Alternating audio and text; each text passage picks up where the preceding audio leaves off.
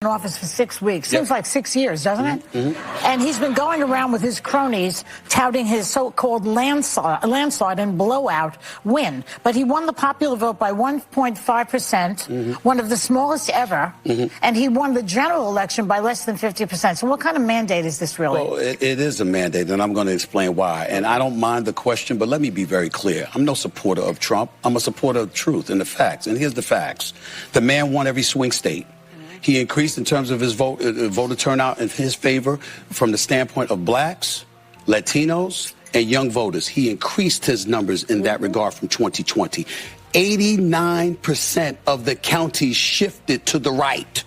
That's a mandate. We can sit up there and play around all we want to. In 2020, Trump didn't win the popular vote. He didn't win the electoral college vote. A matter of fact, the Republicans hadn't won the popular vote, if I remember correctly, since 2004. But they did this year.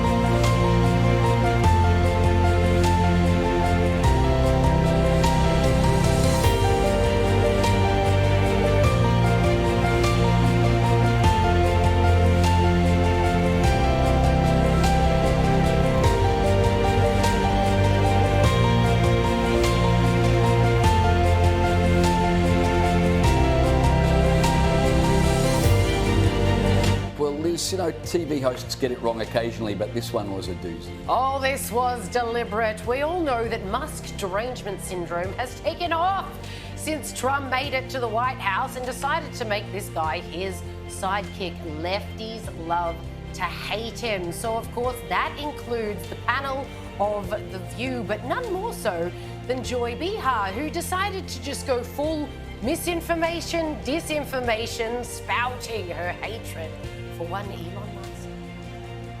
Was not born in this country, who was born under apartheid in South Africa, so has that mentality going on. He was pro-apartheid, as I understand it. Now I'm getting some flack because I said that Musk was pro-apartheid. I don't really know for sure if he was. He grew up at that time when apartheid was in full bloom, before the great Nelson Mandela fixed that. He was around at that time, but maybe he was, maybe he wasn't. He might have been a young guy, too. Might have been. So don't be suing me, okay, Elon? A very verbose way of saying, I just made that up. Imagine if each of us were responsible and clearly supported whatever was going on in our nation of birth. Well, you know, Joy Behar was born in 1942, and Exactly. I think Hitler was running around the world in 1942, wasn't he? Oh, she must be a Nazi. For goodness sake, how dumb can you get?